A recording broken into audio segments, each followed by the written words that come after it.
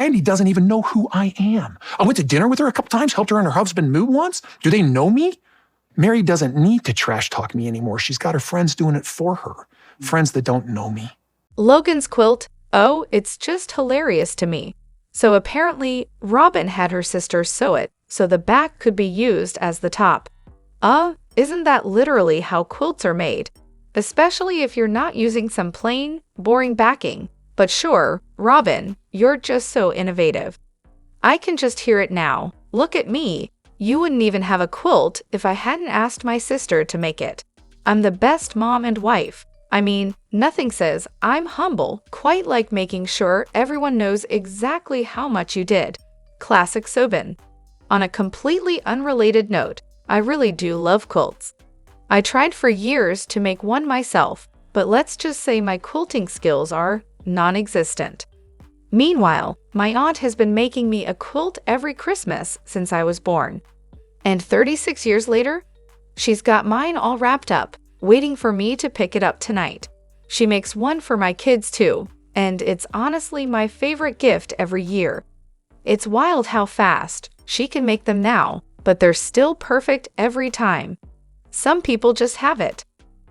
We've got so much to dive into today, so let's not waste any time.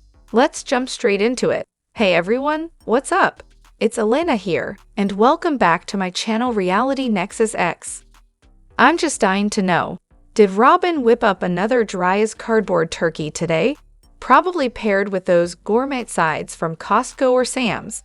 While Kody lavishes all his attention on his one true love, himself. But let's not forget that one unforgettable year when she got fancy and bought crepes so Kody could live his best life, making himself a Mexican burrito crepe. A culinary masterpiece, no doubt. Ah, memories. Then there's that Thanksgiving where Robyn took over cooking instead of Mary. Big shocker, right? They still invited Mary to join them, though, and of course, Mary showed up with her famous Rice Krispie turkey, because nothing says holiday cheer like Rice Krispies and turkey. I'll never forget the look on Robyn's face when Mary unwrapped that turkey, pure panic, like Mary was about to steal the spotlight. Classic. But here's the kicker. In the past, the girls always made crepes for the whole family because, family traditions or whatever. But now Robyn, an adult with no job and a nanny, has to buy them. Oh right, she's too busy being too pretty to cook.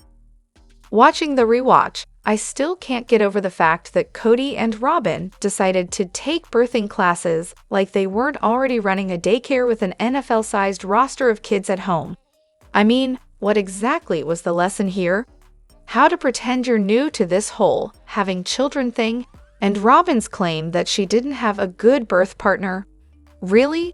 You've had 2 more kids with him after that. Did you just forget those little details? It's almost like I want to walk up and give her a friendly thump on the forehead. But of course, this was just another attempt to create this newlywed, first-time parent fantasy, wasn't it? A way to sell us on the idea that their relationship is so special and unique. It's also a perfect way to paint her ex as the villain and Kody as the knight in shining armor. As if there wasn't enough of that already. Let's be real, she's not exactly a complicated person. Everything she does just keeps pulling the focus back to her, with Kody as her personal king. Gross. Honestly though, I still don't get why Kody thought it was necessary to attend a birthing class for the arrival of his 14th and 15th biological children. You'd think he'd have the whole process down by now. And wasn't it Maddie's first birth where Kody felt the need to mansplain childbirth, telling the laboring mother exactly what she should be doing? The guy knows it all because he's obviously an expert, right? Or wait, maybe it was one of Robyn's births. It's all such a blur at this point. Here's the thing. Plenty of women have awful husbands and still go ahead and have more kids with them. If Christine was so miserable, why did she have 6 kids with him? It's almost like she was in on some secret plot to keep us all entertained. And let's be honest, the "we've never done this together" excuse for why they took a birthing class is just a lame storyline. Like, come on, it's not that complicated. On a side note, I did love the hippie lesbians running the birth center. Best part of the whole thing for sure. Oh, and let's not forget the OG3 constantly gushing to Robyn about what a fantastic labor coach Kody is. Newsflash, he was actually terrible. Christine even went as far as saying she'd be so sad if she had twins because she'd be cheating herself out of the experience of giving birth with Kody. Yeah, because nothing says supportive birth partner like suggestively rubbing your thigh in the middle of a contraction. Get out of here with that. The season 19 reunion would be so much better if everyone were actually in the same room for once. No need for them all to cram onto one couch though. But, I mean, it would be way more entertaining if there were 3 hosts instead of just one.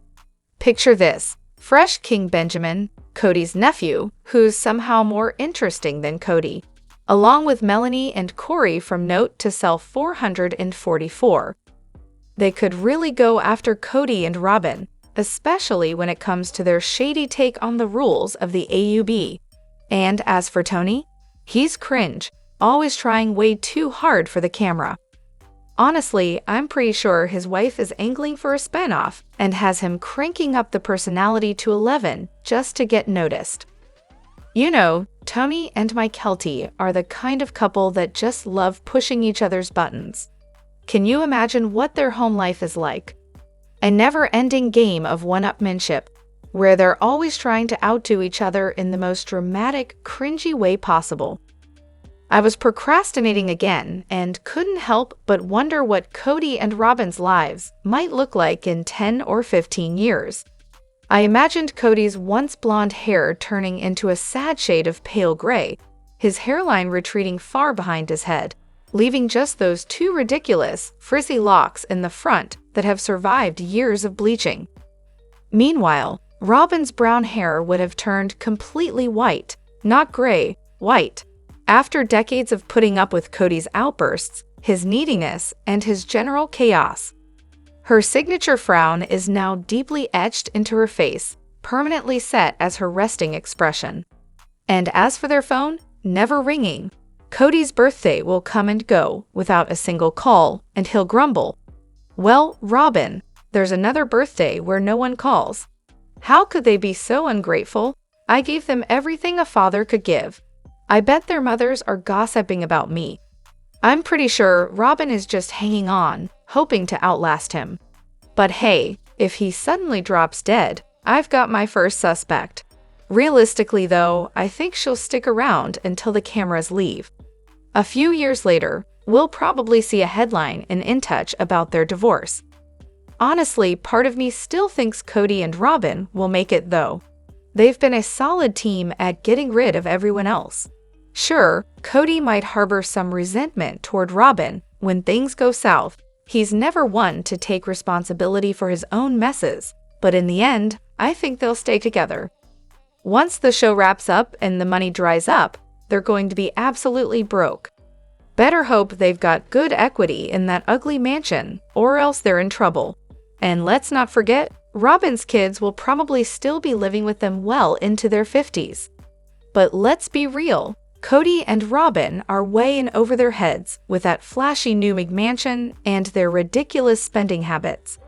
Once the show ends, probably in a year or 2, and the paycheck stops rolling in, reality's going to hit hard. Robyn's already all in on the over-the-top lifestyle, so I'm guessing she won't be so enamored with life with Kody once that reality check comes. At some point, they're going to start turning on each other. There's a huge rift already, and neither of them can let go of anything.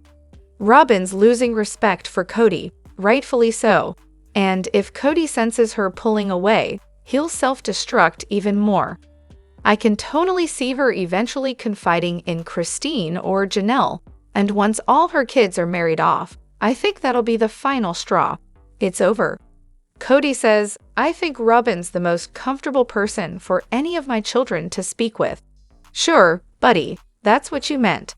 What he really means is that Robyn's kids are the only ones who count as his, and those kids are so terrified of him that they can't talk about anything serious, like dating or religion. But yeah, Robyn's totally the go-to person for all their emotional needs. I'm sure what he actually meant is that Robyn is the gatekeeper to any relationships he might have with his non-Robyn children. That's probably why Janelle is always harping on her kids to apologize to Robyn. Kody, definitely not winning any Father of the Year awards. It all makes perfect sense now, right? I heard Kody say that, and honestly, I couldn't decide if he was delusional, clueless, or just completely oblivious to what he was even saying. Christine was the one holding down the fort with the kids, doing the before and after school care, homeschooling, all that stuff. So yeah, naturally her kids are comfortable around her. Janelle's laid-back vibe made her home just as easy for her 6 kids to bounce between, so of course they're comfortable there too. Mary was always the bad cop in this mess, and Kody? Well, Kody's Kody. Enough said. But then there's Robyn. She acts like she's the expert on absolutely everything, yet somehow she's the least welcoming person in the whole family. She's the one who insists on pushing her traditions, so much so that the Friday night family dinners vanished when she showed up. And let's not forget the whole text gift exchange debacle, where she had to insert herself into everything, then got upset when the OG 13 didn't buy it. Seriously, how is she supposed to be the person anyone feels comfortable talking to? Do the kids consider Robyn their stepmom now? And with their moms no longer married to Kody, is Robyn still seen as a mom by anyone? Honestly, I don't think they ever really saw her as a mom. After the family fell apart, Gwen called the other women her parents in some videos she made. Maddie even referred to Miri as one of her parents, despite viewing her as an abusive figure she's cut out of her life. So maybe some of them do see Robyn as a parent, but that's not guaranteed. It probably all depends on the kid, and maybe even the generation. For the most part, the vibe seems to have passed down from the original 13 to their younger siblings. And with how everything shifted when they moved to Vegas, Robyn's probably just seen as dad's wife by most of them. There was a chance for the younger kids to view her as a mom, since the original 13 considered all 3 women their mothers. But Kody really ruined that by being an awful father during the Vegas move, which led to them all splitting into separate houses. That definitely didn't help. It's really tough watching these episodes without Garrison, especially the ones during and after coronavirus. The family is falling apart right in front of us, and all I want to do is scream at Kody. What is wrong with you? It doesn't have to be this way. Then there's the older kids, so mature and wise beyond their years. They absolutely didn't deserve any of this. I always tell my daughter, your words and actions, whether good or bad, have consequences. Think before you speak or act.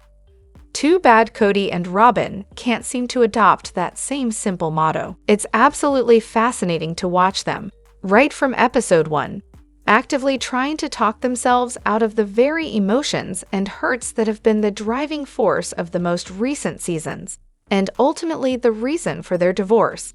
And honestly, those feelings were always valid. Having grown up Presbyterian, I can't help but notice the same die to yourself, and suffering is a blessing messaging that was drilled into me as a kid, which they now seem to use as their justification for the obvious misery of polygamy, somehow trying to spin it as beautiful. It also makes me think about how, much like the Duggars, there's absolutely no way to be a good, present father to that many children. I mean, Kody already had 13 young kids, and yet, for no real reason, he decides to add another wife, another house, and 3 more kids. And this isn't just a minor decision. This is a glaring, day one sign that he's completely uninterested in meeting his children's real needs. It's honestly mind-blowing to look back at the beginning and see that. He was already overwhelmed, already struggling financially. But hey, why not add more to the pile? It's clear it was all fueled by the religious fog they were all living in. At least, I hope that's the case, because if he truly made this decision consciously, that would be a whole different level of selfish. If it was about following his religious goals, then maybe it's not as deliberately awful. Maybe. Why is it a problem that Robyn had a nanny?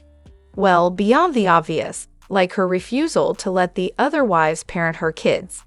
The nanny being allowed to interact with the family during coronavirus, and the financial aspects. What's the real issue with having a nanny? Sure, kids can be overwhelming. And I'm all for delegating when needed. Everyone has their own way of balancing responsibilities. So I'm not here to shame anyone for getting help. Being a stay-at-home mom or homemaker is still a full-time 24/7 job. I get that. I actually respect someone who provides someone else with a job and invests in their life like that. But here's the problem. Robyn didn't exactly pay for the nanny out of her own pocket, and that's what makes it seem off. The other wives were left to manage all the kids, like 10 small children at a time, with no help at all. Meanwhile, Robyn had a preteen, 2 adult kids, and 1 minor child, and she gets a nanny. Oh, and the nanny was allowed to be around Robyn, Kody, and the kids during the pandemic, when none of the other wives had that luxury. Talk about a double standard. I mean, do we need more reasons? It's not that most people think hiring a nanny is inherently wrong, it's the inequity of it. Robyn's kids were being taken care of by a nanny, so they weren't even spending time with their siblings at the other wives' houses. It kept them separate from the OG-13, which kind of defeats the whole point of a plural family, right? The whole selling point of their faith and lifestyle was that the wives would help each other with the kids. Robyn herself constantly boasted about that. Heck, she even told Mary to abandon her dream of finishing school after Leon left, because, apparently, Mary's job was still to raise Robyn's kids. She wasn't done, she wasn't free. But the other wives didn't have nannies. They just had each other and the other kids to help. Then here comes Robyn, with 3 extra kids, a ton of debt, which, by the way, became everyone's debt after my sister-wife's closet. And suddenly, she's got a nanny. And I'm going to guess she didn't pay for that nanny out of just her grocery budget. Look, on the surface, having a nanny isn't inherently bad. The issue is that Robyn stepped in, got all these perks the other wives didn't, and frankly, didn't even need. It's the hypocrisy that stings.